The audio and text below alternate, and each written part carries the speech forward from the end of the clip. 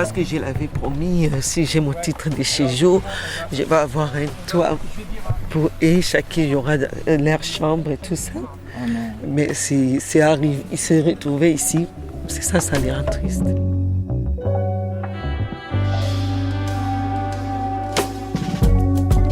Ici, c'est le camp situé dans le parc de Maurepas à Rennes en Bretagne.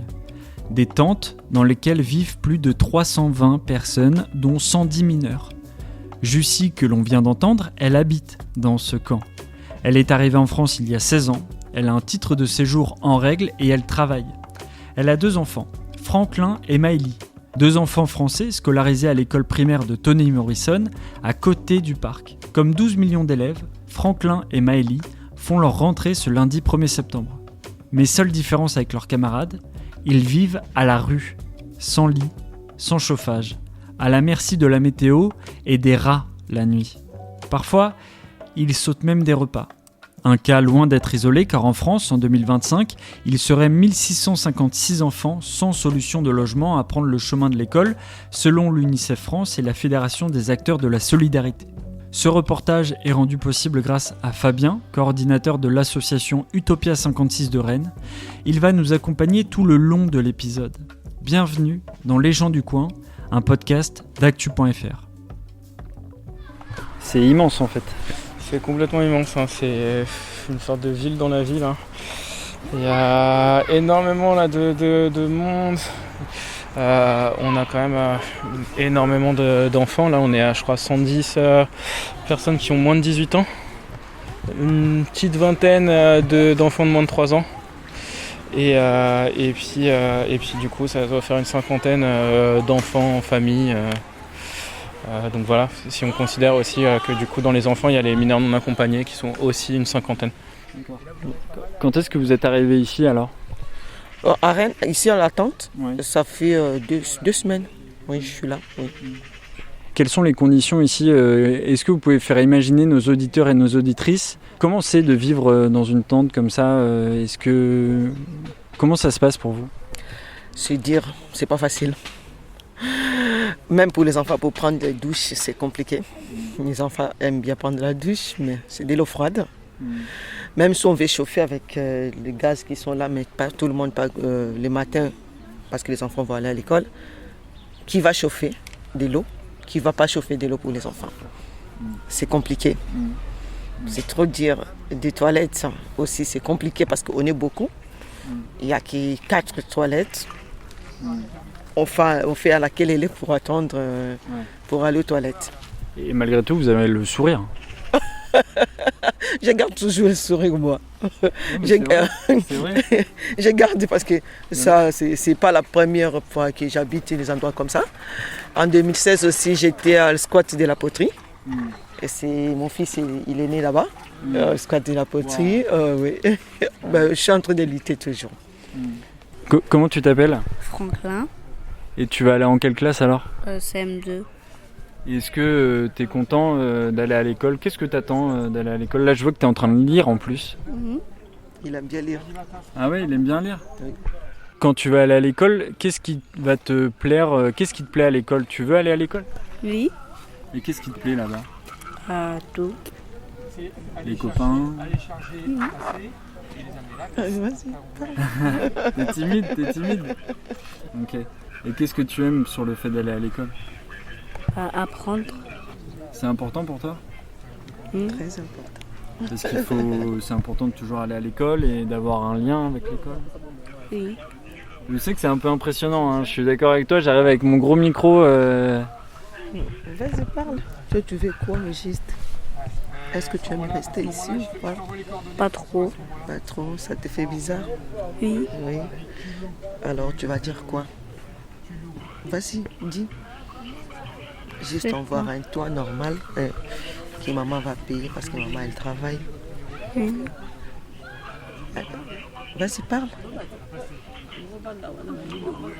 Bientôt, c'est l'hiver. Bientôt, c'est l'hiver et tout ça. Ouais. Est-ce que c'est difficile pour toi d'être ici ? Oui. Pourquoi ? Qu'est-ce qui se passe ? Il fait froid. sens que tu es un peu triste, un peu énervé même par la situation. Ça ne plaît pas du tout, la situation. Ouais.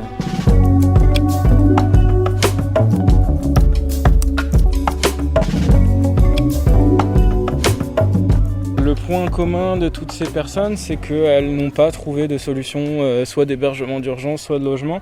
Ce qui peut différencier entre certaines personnes, c'est leur situation administrative, à savoir qu'il y a des personnes qui sont en demande d'asile, il y a des personnes qui ont le statut de réfugié, il y a des personnes qui ont le statut, qui ont la nationalité française, et il y a des personnes aussi qui ont été déboutées de leur droit d'asile et qui sont dans une sorte d'errance et qui ne savent plus où aller. Donc ce campement, on l'a installé après la fin de la trêve hivernale, même une semaine avant, on avait commencé. Il y a une partie de ces personnes qui étaient déjà dans un gymnase qui avait été réquisitionné par des associations pour passer l'hiver. Et à la fin de la trêve, avec l'évacuation, ils n'ont pas eu d'autre choix que de prendre des toiles de tente et de s'installer en fait ici. Donc après, c'est les parents qui se débrouillent pour aller chercher de la nourriture. Et souvent, les parents vont au Resto du Cœur, au Secours Populaire, sont très dépendants de ces associations-là parce que quand il n'y a pas de revenus, c'est difficile d'avoir à manger. D'autant plus sur les périodes estivales où il y a beaucoup d'organisations, d'associations qui sont en trêve, qui sont en vacances. Du coup, là, il y a énormément de parents qui nous remontaient le fait que leurs enfants avaient faim et que les paniers repas qu'ils arrivaient à avoir dans les diverses associations ne suffisaient pas. Du coup, ils étaient obligés de faire sauter des repas à leurs enfants. Enfin voilà, c'est des situations qu'on peut difficilement imaginer. Hein. Et en vue de la scolarisation et la rentrée, ça fait stresser beaucoup de parents parce que là, on discutait avant-hier avec un papa qui disait pour moi, là, ça va être vraiment très compliqué parce qu'on va devoir se lever hyper tôt pour préparer les affaires, après partir dans le centre-ville pour trouver une association pour prendre une douche avec les enfants, après les emmener à l'école. Enfin, c'est trajet sur trajet, c'est organisation sur organisation, donc c'est vraiment très... C'est presque mission impossible pour quelque chose qui est vital, aller à l'école, apprendre à lire, à écrire, à être un citoyen, apprendre à vivre en fait en société, apprendre la culture, enfin c'est mission impossible quoi, c'est ce que vous dites. Complètement, même si du coup tous vont y avoir accès, en fait ça permet pas de bien apprendre. Donc même pour les devoirs, tout simplement, rentrer ici, faire le point avec ses parents sur ce qu'on a vécu à l'école, quand les parents ils sont à droite à gauche pour chercher à manger, ils font la queue pendant des fois 1 heure de temps pour aller cuisiner quelque chose aux seules gazinières qu'il y a sur le campement. Après, le fait de dormir sous la pluie avec l'eau qui rentre dans les toiles de tente, voilà, c'est clairement pas sécurisant et ça ne permet pas un épanouissement non plus pour l'apprentissage.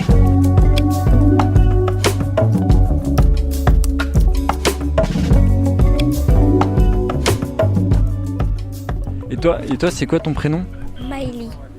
Et toi, Maëlie, qu'est-ce que tu vas aller à l'école ? Tu vas aller à quelle classe ? En CE1. En CE1. Et c'est important pour toi d'aller à l'école ? Oui. Pourquoi ? Qu'est-ce que tu fais là-bas ? J'apprends. Et c'est important d'apprendre ? Oui. C'est important l'école pour toi ? T'as des copains et des copines ? Oui. Et tu fais quoi avec eux ? Tu joues ? Je joue. Et t'es contente d'aller à l'école ? Pourquoi t'es contente d'aller à l'école ? Parce qu'on apprend. Et est-ce que c'est difficile d'aller à l'école et d'habiter ici ? Oui. Pourquoi ? Parce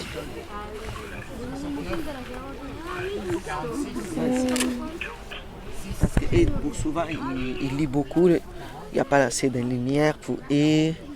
Parce qu'ils passent leur temps souvent avec des livres comme vous avez vu là. Les J'aime lire. Oui. Moi aussi, je lisais ça quand j'étais petit. Quand j'étais petit, je lisais les J'aime lire. Maëlie, tu veux quoi ? Dis, il y a des gens qui écoutent. Dis ce que tu veux.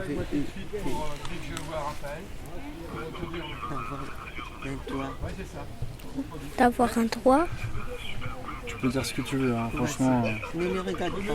Parle. Mais tu sais, sur ta situation aujourd'hui, sur ce que tu ressens, toi, voilà, tu vas faire ta rentrée et j'imagine que c'est un peu compliqué pour toi. Oui. Et pourquoi ? Parce que tu as froid ? Parce que on n'a pas de temps pour se laver. Parce que je l'avais promis, si j'ai mon titre de séjour, je vais avoir un toit pour eux. Chacun y aura leur chambre et tout ça. Oh non. Mais c'est arrivé, il s'est retrouvé ici C'est ça, ça les rend tristes. C'est comme si je n'ai pas réussi à mes promesses, malgré je travaille temps plein, je pas de travail. Mais j'ai demandé juste un logement bien parce que là où on habitait avant, lui, il a attrapé, il est suivi, c'est pneumologue, il est malade. Et si un HLM qui n'est pas de bonnes conditions, ça va les rendre aussi, surtout humidité. C'est des propositions qu'on a, il y a toujours, c'est pas bien, mais moi j'ai la capacité de payer. Mais juste, on veut juste un toit qui est bien pour mes enfants. Lui, il est malade. Il a un spécialiste, docteur S, qui le suit à Saint-Laurent. Il a besoin juste d'avoir un toit normal, propre, pas humide, comme on nous propose. C'est pas gratuit. Je vais payer. Est-ce que vous trouvez ça un peu même inhumain en fait, de vous traiter comme ça? Oui. Parce que je me réveille 4h du matin, je suis dehors. Là, je viens d'arriver. Juste un HLM. Et ils sont en train d'étudier ici à Tony Morrison. Juste qu'ils gardent Franklin, comme on l'a fait sauter une classe parce qu'il travaille bien. Je demande juste qu'on m'aide juste d'avoir un toit.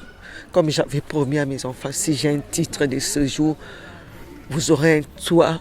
Chacun, on a dormi autant d'années, même lit, on va se séparer. L'autre est dans sa chambre, l'autre maintenant, il s'est retrouvé ici. C'est ça le problème.